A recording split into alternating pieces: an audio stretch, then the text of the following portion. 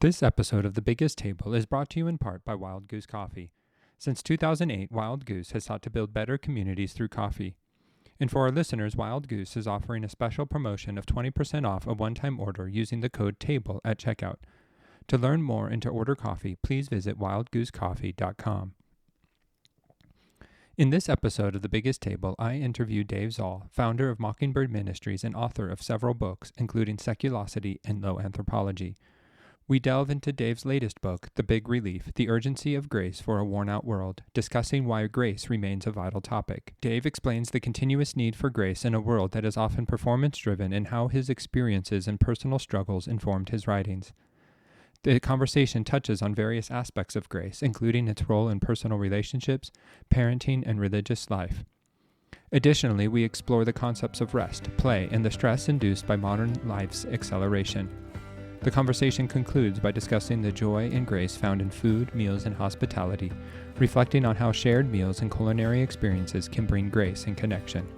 I hope you enjoy the episode.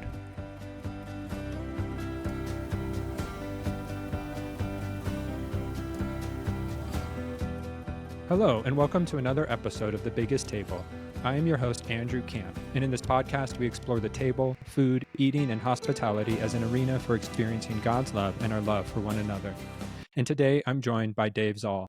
Dave is the founder and director of Mockingbird Ministries, editor-in-chief of the Mockingbird website, and co-host of both the Mockingcast and the Brothers Zahl podcasts. He and his wife, Kate, live in Charlottesville, Virginia, with their 3 sons, where he also serves on the staff of Christ Episcopal Church. Zahl is the author of Seculosity, How Career, Parenting, Technology, Food, Politics, and Romance Became Our New Religion and What to Do About It, and Low Anthropology, The Unlikely Key to a Gracious View of Others and Yourself. His latest book, The Big Relief, The Urgency of Grace for a Worn-Out World, came out in April 2025 from Brazos Press. His writing has been featured in The Washington Post, Plow, Christianity Today, and The Guardian, among other venues. So thanks for joining me today, Dave. I'm excited about this conversation. Thanks for having me, Andrew. Really glad to be here. Yeah. So I'm going to start here. Why another book about grace? What made you think we need to talk about grace? When there are some already great books about grace. And so what do you feel needed new or reminded for readers about grace? That's a wonderful question. And it is like a sort of a scary arena to jump into because there's so many of the books that have been formative for me about Christianity have been books about grace. And I'm thinking of Buechner or Philip Yancey or just there's a large, Anne Lamott's written about it. There's a large scope of people who've written well about grace. I think though it's almost like asking why another sermon. Right. That grace is not something. It's so restorative and healing and potent, but it's also so counterintuitive that one of the great privileges of being a person in form of sort of public ministry is trying to return myself as well as those who I'm speaking to this kind of otherworldly stream of life known as grace that we constantly sort of just magnetically almost pulled away from through our own our own wounds or our own the systems we live in or simply just distractibility. So I thought that it's also one of these words or concepts that it helps to have fresh points of reference and fresh stories. And just when I was researching this book, I was reading books about grace, and there's a lot of really good ones. But then then you'd stumble onto something that felt a little like, oh, that 15 years ago, or that felt like slightly different. It's not that God's grace has changed, but the ability to effectively communicate it, there's always little undulations, and there's spiritual conditions shift a little bit. And so I felt that I'd had some purchase in talking about grace over the years with Mockingbird, and I'd been asked to write a book about grace. That's another reason to write it. Yeah. They thought it was marketable. And so all of the above, but I mean, the ultimate reason that I could say is that I am a person who lives under the law Hmm. meaning I have very loud sort of inner critical faculties and a very much constantly I wouldn't call it scrupulosity of some kind, but I'm very, very aware of the ways in which I'm falling short, and Yeah. I need personally to come back to the well of grace. And so what better way to do that from sort of to operate out of my own personal need um, than to kind of write a book to myself almost. No, I appreciate that. Like, because, um, like you said, yeah, grace, how we communicate grace can change over the years, and a lot has changed in, 15, 20 years, it feels like. Um, and at the same time, then we're, any of us who follow Jesus, like we constantly live with this burden or law or conscience that, is seeking to justify ourselves. And then even when I look around, like there seems to be like everybody wants grace, but it feels like it's harder to bestow grace um, amongst people, especially people we disagree with. And so it's just, um, yeah, like everybody wants grace, but nobody wants to be the first to give grace. It feels like, Yeah, yeah, and I put myself in that yeah, that number. I love it when it's coming for me, but when it's aimed at someone I don't like or someone I really think needs to say sorry in these specific ways or make this kind of movement, then I really don't like it. So there's something that we resist about it, something I resist about grace that I find to be pretty close to the core of my heart. And so when you're talking about grace, you end up getting down deep and you kind of you scrape into the marrow of a person's life because you're dealing with their deepest grudges and their deepest fears and their whatever whatever guilt they carry. These are not things that people uh, they're not far from um, the viscera, So no, it can be exhausting to write even a short book about grace as I did, but I think it's worthwhile because most of the people I know who initially are drawn to Christianity, there's some they will talk about grace in some way that they couldn't believe there was some sort of second chance. There was some kind of right. love that transcended earning. That's deeply appealing to human beings of all eras, stripes, categories. Where we go with that is usually where we go wrong, or where Yeah. we get complicated, or things get obscured.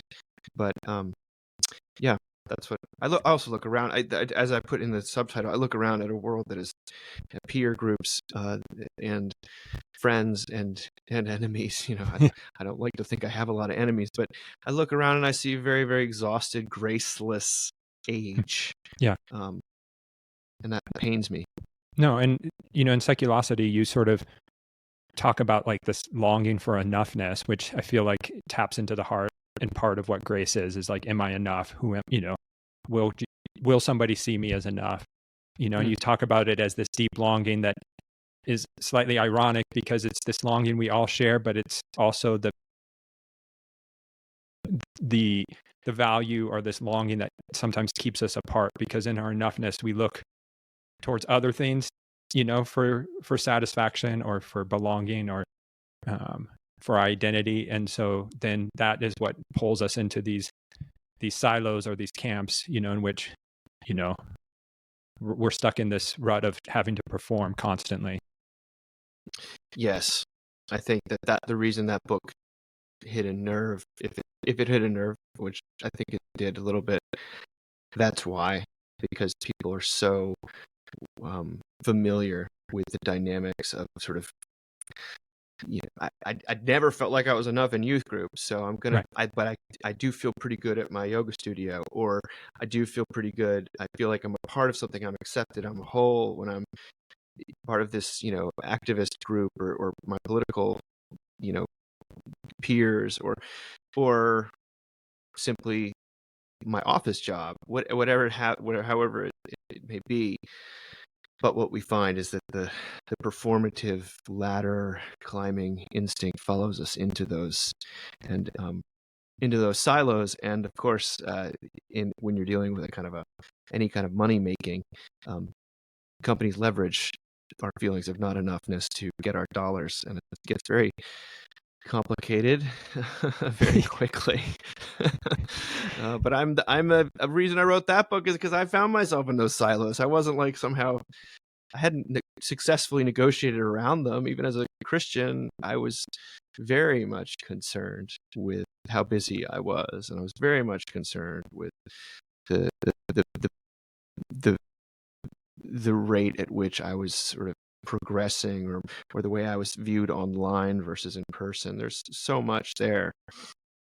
So yeah, all my books have born out of personal need.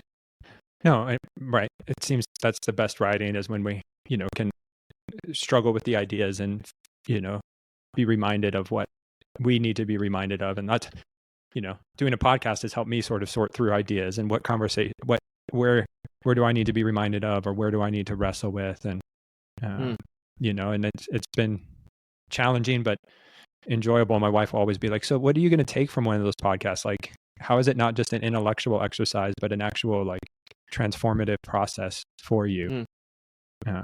And so, it's not the same as writing, but I feel like there's some correlation of wrestling through ideas and who do I want to be as a person?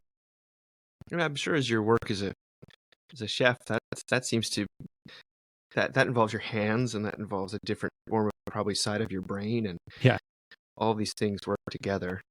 Yep. It's hard. It's hard to separate them off, wall them off, even when we try to. No, right. Yeah.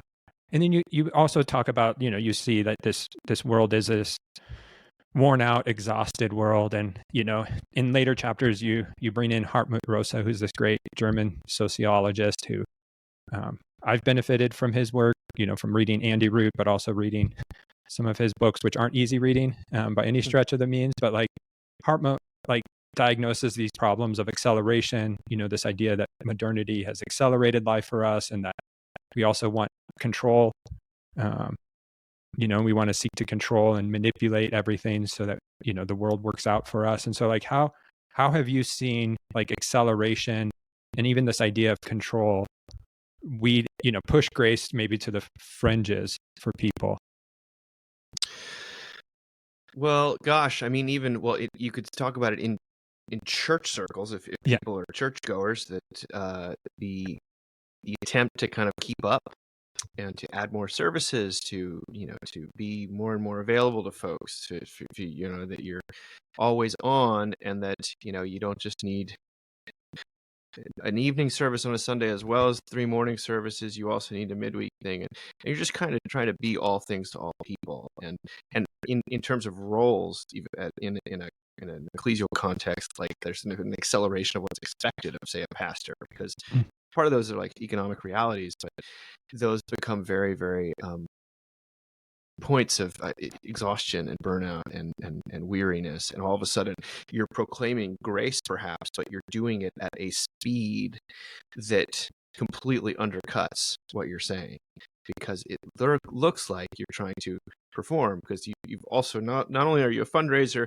and a preacher and an administrator, you are also now a brand, and you have to produce content and all of these things. Those sorts of demands run a person ragged. But that happens in every other arena that I can tell. I was thinking today about, youth sports is one area that's on my mind. But Jason Gay was writing something in the Wall Street Journal this week about confessions of a mediocre youth sports parent, and he says, I don't know a single parent who doesn't feel like the system that's going on with youth sports in America. And if you have a child, it's not really. It's more sort of a middle class thing, I guess, but it's that's not really even true anymore, because one of my sons was a lacrosse player, so he's dealing with the sort of wealthier kids, and other ones is a football player and a baseball player, and that's like definitely the other economic end of the spectrum. And everyone, it's more practices, more games. You're away on Sunday. You're further away from your kids. Like it's there's more being asked of children, more being asked of parents, and you're traveling further and further and further. It's somewhat innocuous example, but I also have seen marriages fall apart because of travel sports, and I've Right. seen kids have nervous breakdowns. So I think Rosa's diagnosis of acceleration, it doesn't just apply to cell phones and No. social media. It applies to sort of all things, and the shelf life of something, even the shelf life of a book, it's much shorter than it used to be. Mm. Everything is um, you combine that with the attention economy and the way that what is rewarded with clicks and attention, and you get a recipe for a lot of uh, um, criticism, judgment, anger, resentment, Mhm. sadness, exhaustion, and alienation. And it's very sad to me. So I think Rosa, I discovered Rosa, like a lot of people, through Andy Root. I think he's one of these people. I've tried to bring him into the big relief. He's one of these thinkers like Charles Taylor, who kind of needs to be translated a little bit. Yep. Like, so, but his idea of,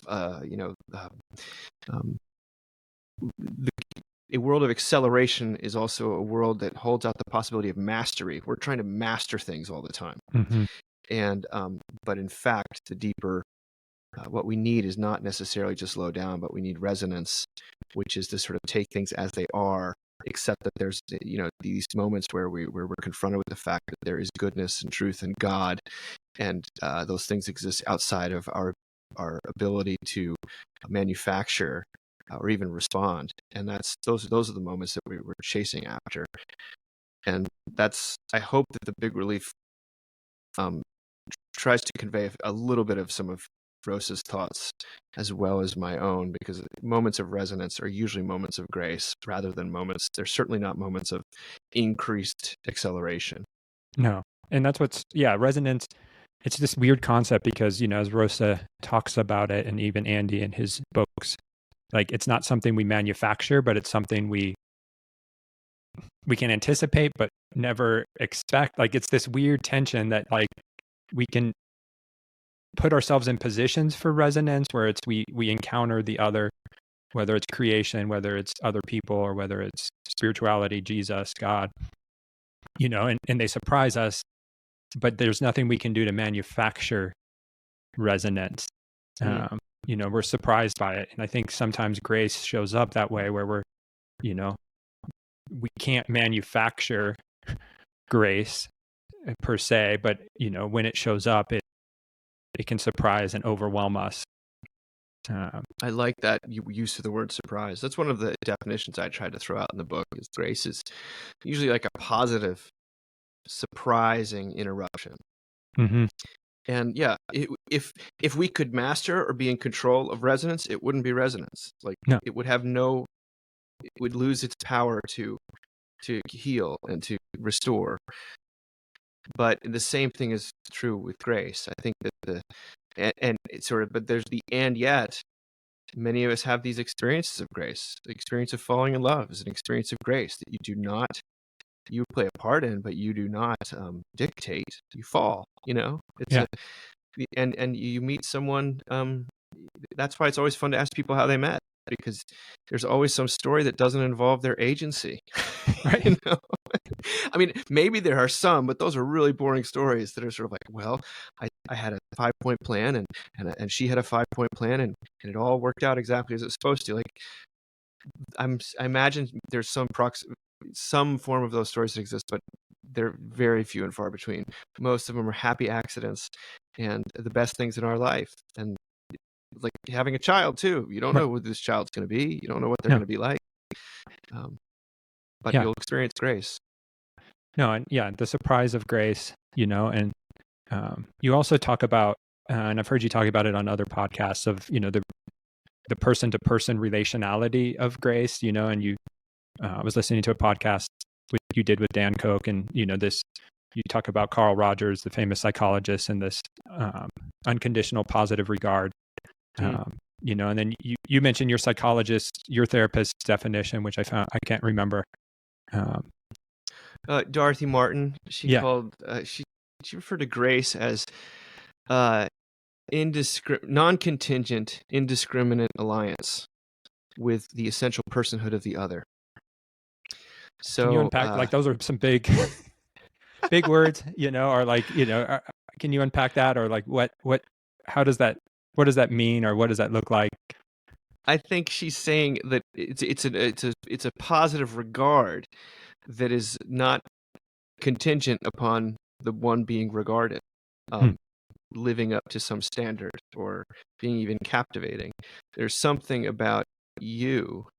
What matters in this situation is not how I see myself or even the attributes that I bring to the table. It's how the other person sees me. And usually, when you hear people talk about what they love about the other person, it's oftentimes not the same thing as that person likes or loves about themselves. In fact, it may have to be some of these strange things that they find quite frustrating about themselves, Hmm. and or but love and like sort of lasting bonds of love, when you say the non-contingent thing, uh those bonds are usually solidified in moments of weakness and failure and shortcoming and loss, grief, and so when there's a reason to be rejected and the person sticks around, and it has to do with the person who's sticking around rather than the one who is maybe acting out in some way. Um, that's grace, and that has a potency to it in relationships, that you just see what happens. Just look at what people are like when they fall in love or when they Mhm. feel loved in that way. When a child feels loved in that way, securely attached is the other Yeah. sort of way that psychologists talk about it. It's not magic. It's not like a formula, because then Hmm. again, it wouldn't be grace if Right. it was somehow mechanized. But nonetheless, I think that we in those moments we know that we're close to the heartbeat of things. Hmm. We know that there's something of the divine that we're very near to, whether we can articulate it or not. No, for sure. And I think those moments where somebody shows us grace can be the avenue through which the door of the divine grace, of Jesus's grace, can be open to us.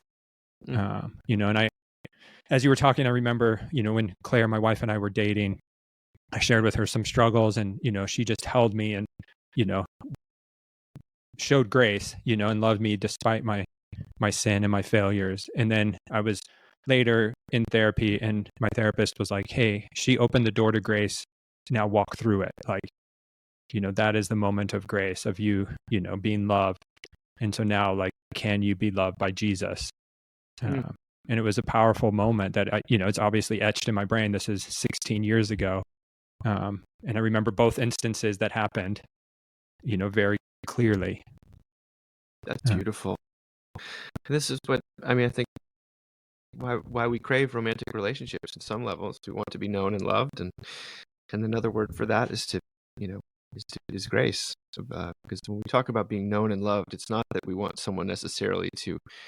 We want them to see all of us, not just the good things. right. We never meaning like I don't want them just to see the bad things, but it includes the whole person, which includes the blind spots and the struggle and the sin and the places of darkness and wound.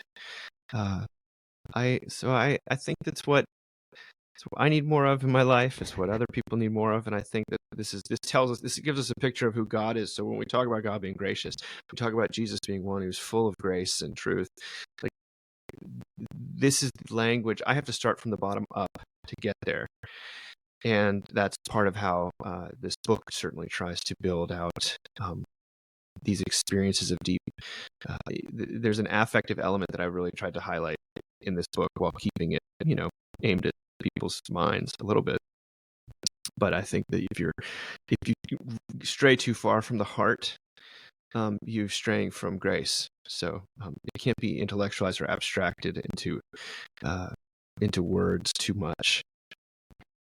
No, and that's the tension we all live with this grace, is we want to understand it, or at least for me, I'm a more academic. I live in the mind. I love, reading. Not many people like to just pick up Hartmut Rosa and read him for fun, but like, Yeah. but so it's like that tension I feel in myself of like, okay, I've experienced God's grace, and yet it's never a one and done deal. Like, I need a constant experience of it. I need resonance to, those moments of inbreaking. Yeah. And that's the challenge I think we all face in the spiritual life of like, okay, I've experienced God's grace, and yet there will be moments because of the world, because of our sin habits, or, distorted habits, where we're pulled away from grace. And so how do we get pulled back into this heart? Well, That's in the book, I try to highlight various different aspects of it. So I think that there are times when, if you're a prisoner and you've done something terribly wrong, and there's going to be some sort of absolution is going to be a form of grace that you're very keenly interested in. But if you're someone who's simply racked up a lot of debt, well, then kind of forgiveness is going to be something that's going to be very interesting to you. mm-hmm.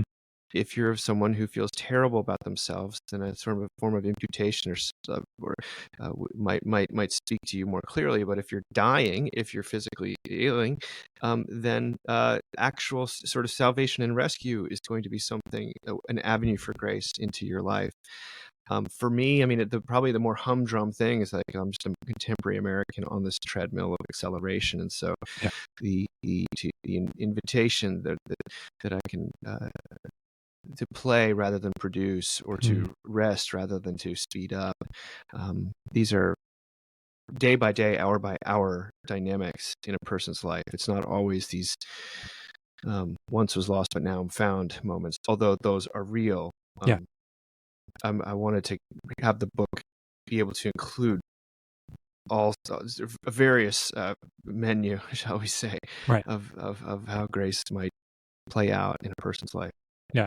No, and your chapters on rest and play were, I found the most, to for lack of a better word, most resonant for me. Just, okay, what, because you mentioned, I think in the play chapter, like, what would you do if you could do something just for the sheer joy of it, without any production required, or, which is such a interesting question that I don't think many of us would associate with grace, per se, maybe, or, and so I found that just a fascinating question of like, what would I do if I could just do it for the sheer joy of it? Yeah, in that chapter, I'm trying to talk about grace in terms of the distinction between the law and grace. The law being like, I have to do something in order to get something else. There's always if and if then. If I am a good boy, then I'll get my dessert. Or if I,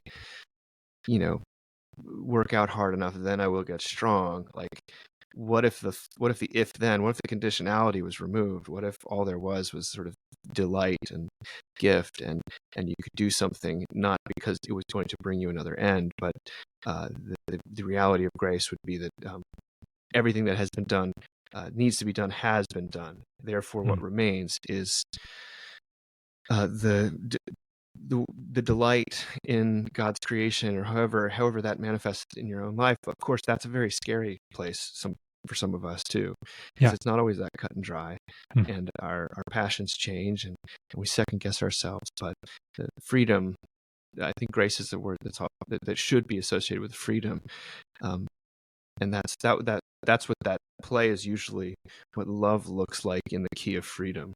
Yeah. And that's why, as a dad, I sometimes have such a hard time engaging my girls with play. Like, it can be a challenge to get into that mode because the burdens, the anxiety, the stress of life, and so when they just want to play, there's that internal struggle I have, and I'm sure most parents have felt it. But if I can let go, or just, there was a couple summers ago, where we would just do dance parties in the evening, or just be like, and they were fun moments, and I could let down. And so when you can engage in play, especially with a kid, I think you begin to see that grace show up. It's one of the great things about kids, right? Yeah. They're present tense. I mean, that's why I bring Jesus's interactions with kids into those chapters. But I think we're in very similar stages of life, but like midlife, 40s, for most people, that's the apex of striving and having to prove and to provide, and their bills need to be paid, and you want to keep those kids safe, and you want to give them opportunities, and that's a moment where you're just the law is everything. Hmm. You know what you need to do. You just can't do it, or you have to do it, or and that's to be in touch with children. I think sometimes the fact that we get to raise children in that moment can be a gift from God. It can be an extra burden. Yeah. If we think that we're totally in control of everything about this child, which a lot of parents today, I think, have been led to believe that not only are they here to steward or love their child, but to control their child and the world that has their child experiences it, which is a deeply anxiety-producing endeavor. Yeah. But if you have some kind of sense that God is real and God cares, then maybe there's a way to enjoy the playfulness and the present tenseness that kids draw you out of, because you come in at the end of your day, you're thinking about all the stuff you didn't do that you need to do the next day, and all of a sudden you're hit with a dance party, and that's life. Like they're living. Yeah. You're living in the future or the past. Right. They're living in the present, which is what resonance always does for you, right? It Yeah. always brings you to right there.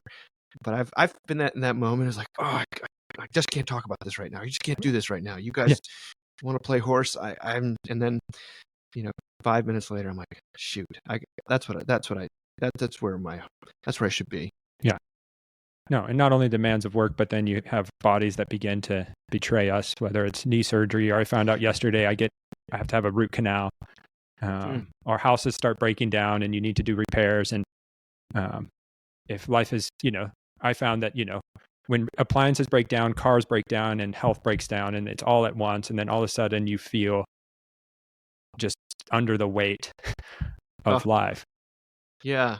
The decay, the entropy, Yeah. to which so much of I'm in that. I'm just you're speaking my language. You mentioned knee surgery. I've just had knee surgery. Right. I've also the knee surgery happened on the exact same month when I was told I needed readers to read books and to read screens, and I just feel like, okay, I guess I'm on the downward slope here. Yeah. So. And in this moment, though, like those are the moments where grace can show up, if we're open to it. Like, again, you and I, big fans of Andy, and Andy would say that, in those moments of desolation, the other person, whether it's a physical person or Jesus, can show up and meet us in that ministry of consolation. But that's such a hard moment. Yeah, you wish consolation didn't often involve desolation, but his new definition of evangelism, of being sort of following Jesus into sorrow with words of consolation, I find that to be very convicting, because it is grace, because there's no reason to presume that when you're in a desolate place that there was any reason. The whole experience of being in a desolate place is the experience that there is no consolation, and so it has to come from the outside. It has to come from outside of you, right? And that's often where we encounter God. I think that's the pattern, certainly, that I see in most of my most spiritually sophisticated or wise or enlightened friends. And to the extent that I've experienced God, it usually is the point of need rather than blessing. And grace is what greater consolation is there than the grace of God that says, you can't, but God can, or you aren't, but God is. I mean, all of these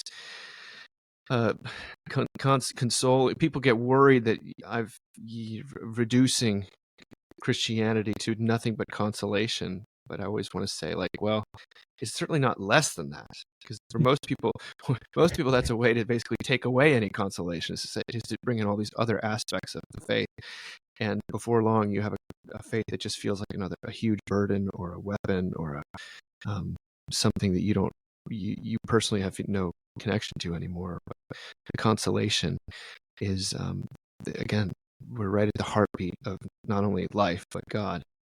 Yeah.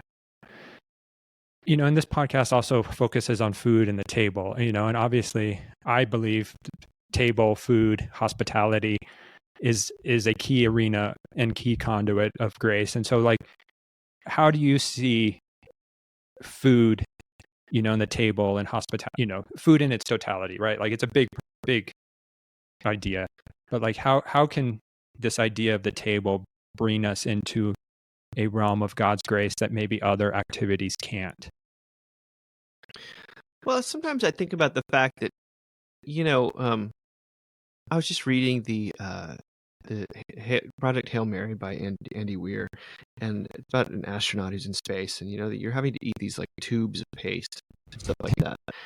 And I'm always a big sci-fi person, or eating freeze-dried meals that are disgusting. And Yeah.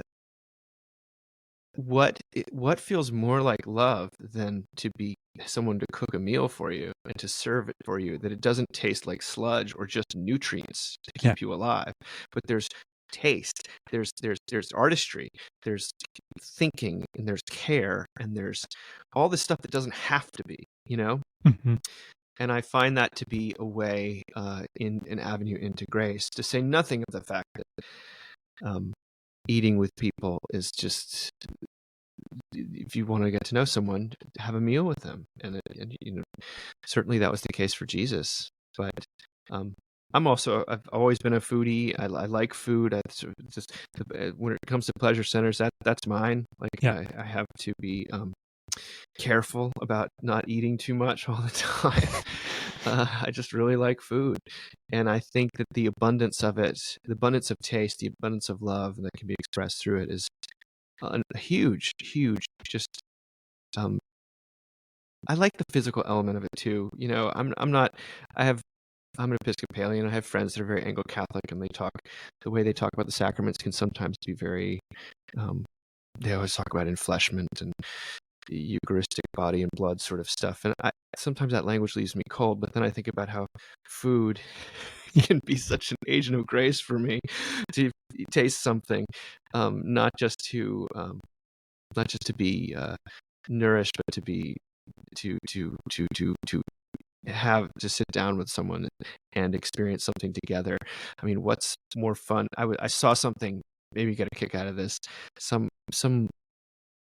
Twitter guy was saying basically every man in the primary, what's this, the primary criteria for a friend in your 40s for a man is someone that you can send pictures of sandwiches to. Yeah. I mean, or pizza. I have like 3 or 4 people in my life who send me pictures of like tacos or pizza or sandwiches or meals. Yep. And that's a connect, but that's a deep connection for us. That's a joy thing. So I'm just riffing.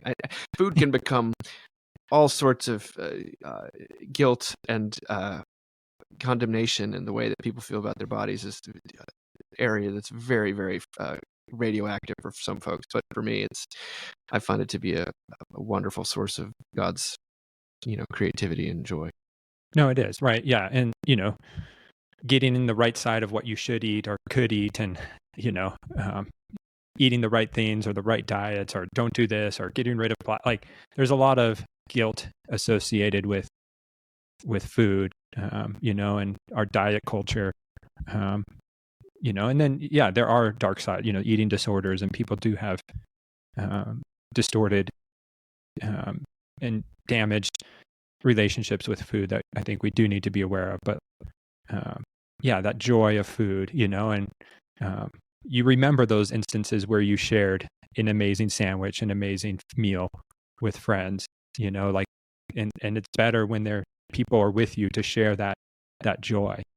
It's communal. I mean, so many of the things that we are told to do to make ourselves a better person these days are solitary activities. Right. And the things we tally: take more steps, read more books, whatever it may be, to sleep longer hours. Yeah. Here you have something that triples in joy the more you can do it with other people. Mm-hmm. I was thinking just this morning, Andrew, my wife, I was coming from PT, from physical therapy, and she showed up and she had breakfast tacos for me. And that was such an act of love. I didn't expect it. Talk about grace as a surprise. Yeah. She's just like, surprise, here you go. And that set the tone for the rest of the day. And I felt deeply like known and loved through food. Right. No, and like, there's been moments, and I've shared it on this podcast, of like, my best friend Ty and I, we went to the Donut Man in Glendora, California. He's, I think, pretty famous countrywide because he does these peach and strawberry donuts in California during the summer season. And Oh so my gosh. we got a peach donut, and it's basically a glazed donut cut in half filled with fresh California peaches, right? Like, and we took a bite and we looked at each other and we laughed and we cried.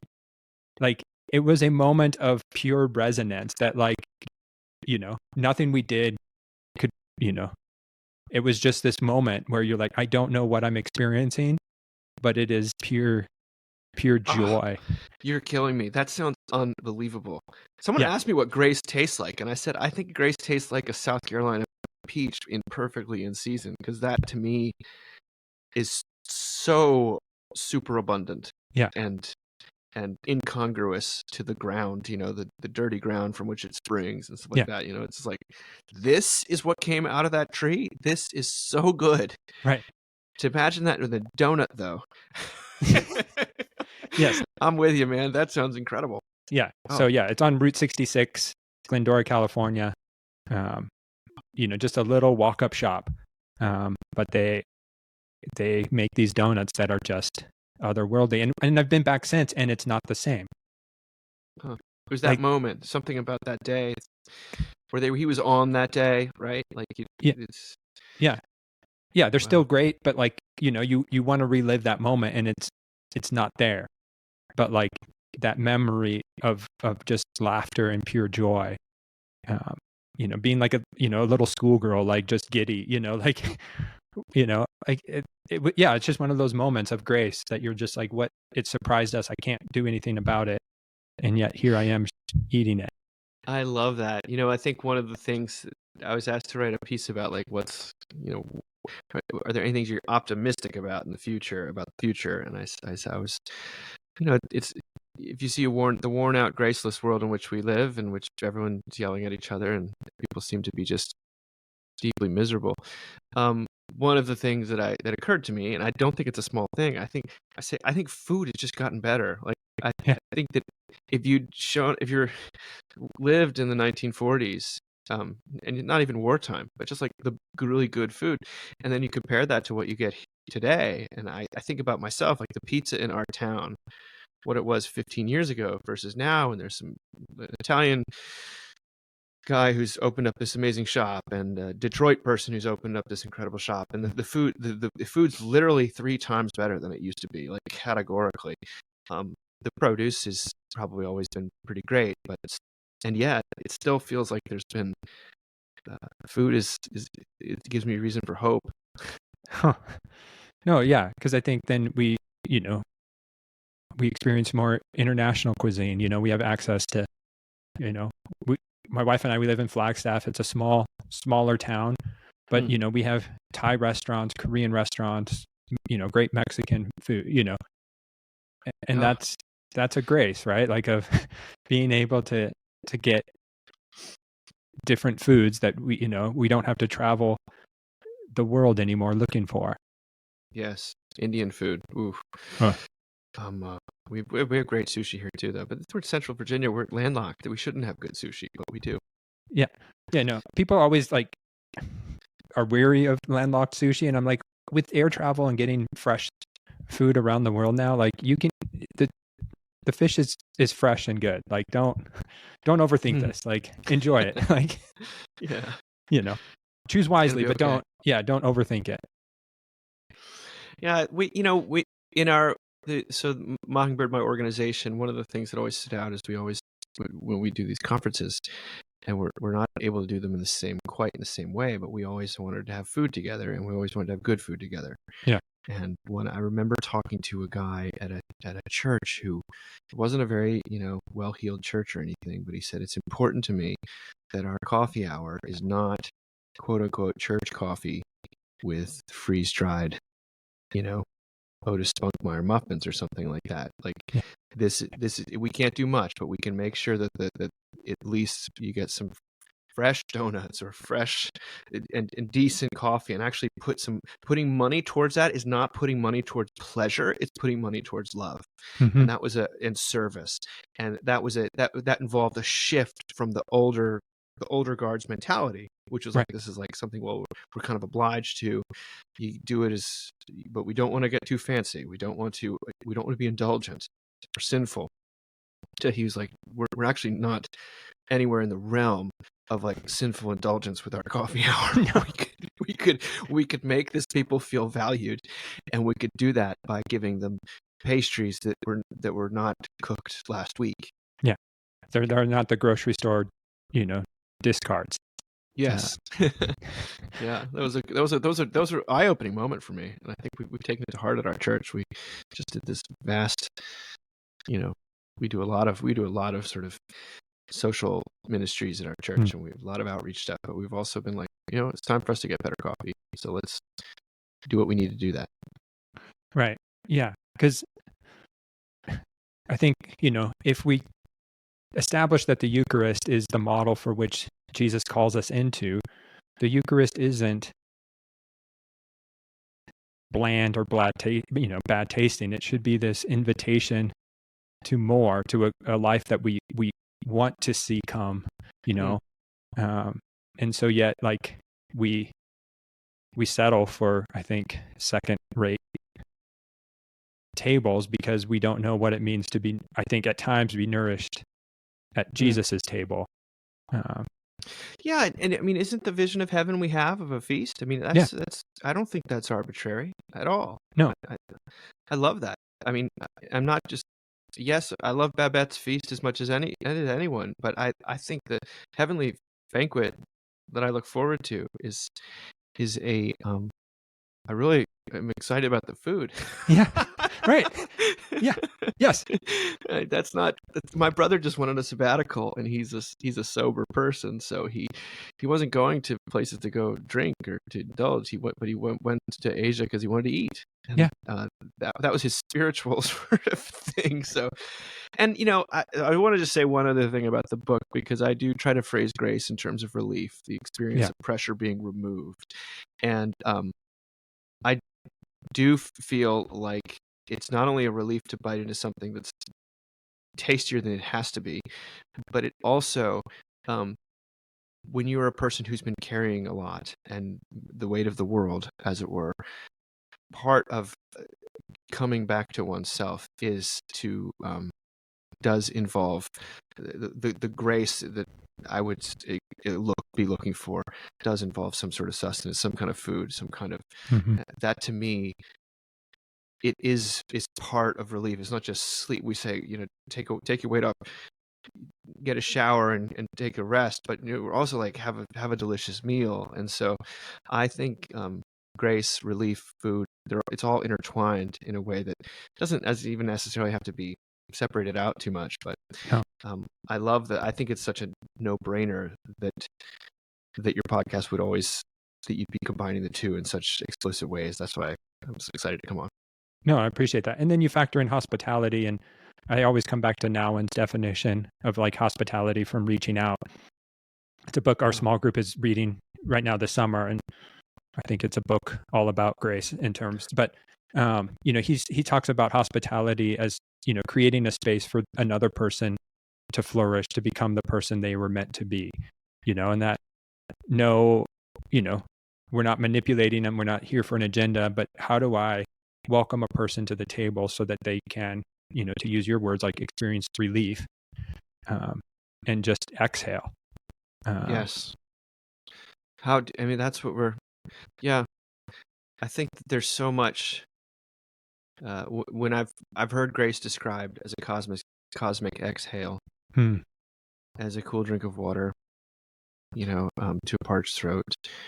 And that's what I tried to, that's what I hope when the best reviews I've received of this book so far, is that it feels like an exhale. It feels like being doused in cold water. It feels like relief. And I think that means that a person has had an affective experience of the text as much as a intellectual one. Mm-hmm. Or it's a sip of a really great wine. I'm a wine. I sell wine now as my job, and so I've tasted some really great wines. And to share a bottle and to have other people taste a bottle and be like, I've not tasted a wine like this in years, or, to see them get goosebumps, like people who've worked in the wine industry for years, decades, and to have, for them to try a new wine and to have a visceral reaction to it. It's like wine is grace. That's incredible. Yeah, I think of Ratatouille, like how it can just totally, that's what you're chasing after, these moments of resonance where you're confronted with the fact that there's goodness and beauty that you're not responsible for. Mm-hmm. And sometimes in the most simple ways. Like Ratatouille is a peasant food, and so it's not white truffle risotto, but it was, grace was experienced by the critic in peasant food, in a dish that harkened back to his mom and his home. Probably the freedom of play in some kind of, inarticulate way. No, for sure. I think food, there's so much, as I continue to unpack, of like, okay, what can the table be, and what can food be, whether, it's growing, the grace of growing vegetables and tasting, a vine ripened tomato, or really good carrots. One of my theological heroes, and who I quote in here, I'm sure you're a fan, but is Robert Capon, who was a food critic for the Times, and we had to Mockingbird got to publish some of his stuff that had gone out of print, and he's just so in favor of lots of butter, extra butter, lots of the fattiest meat, the rich, not holding back. And I don't think it's a coincidence that the man who in my view understood grace on a kind of a molecular level and was as playful a writer as they come in any genre, was also a food critic. I just think that's, and critic, I would say critic is, what he was criticizing was usually parsimonious and cheap, or by that I mean like stern-faced attitudes towards food. He was a defender of the good, the rich, the succulent, and a critic of the unnecessarily paucity. That's what I love about Capon. But it was all of a piece with him, and that's very, very telling. Yeah. No, Capon. Yeah, some of his writings are just so, or all of his writings, but yeah, I've read a couple of his books, and they're books I probably need to revisit. But yeah, just there's joy, there's depth, there's the playfulness, like you say, that comes throughout his writings. So much. Yeah. So as we begin to wrap up, it's a question I ask all of my guests. What's the story you want the church to tell? That God is not mad at you. I really want people to know that they can bring their cares, actual cares and concerns to God, and that there is a destination for your guilt and sadness and grief and fear. And I think that today we're constantly scanning around for a destination. Where do we deposit these things? And the foot of the cross is the best depository I know of.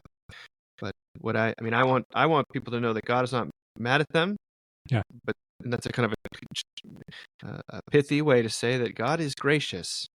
That the voice of God's grace echoes much louder than the voice of God's law, and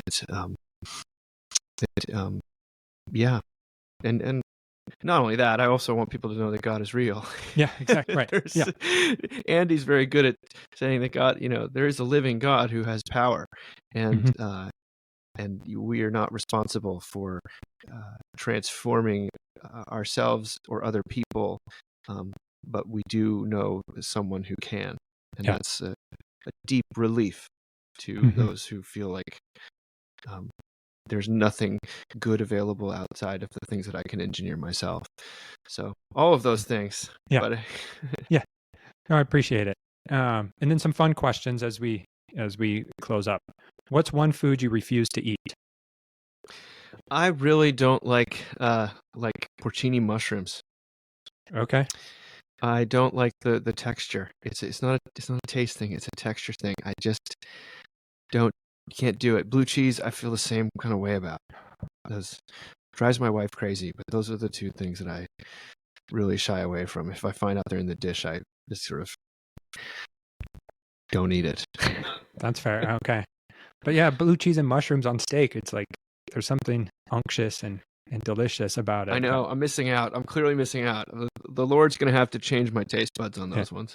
Do you do other mushrooms? Like, if it's like a wild mushroom, like the wild mushrooms, like morels, chanterelles.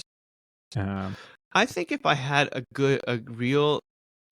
guide, someone, I watched Okay. that Nicolas Cage movie called Pig about his truffle sniffing pig. Yeah. And it got me very interested in the whole world of these truffles that people pay thousands of dollars for.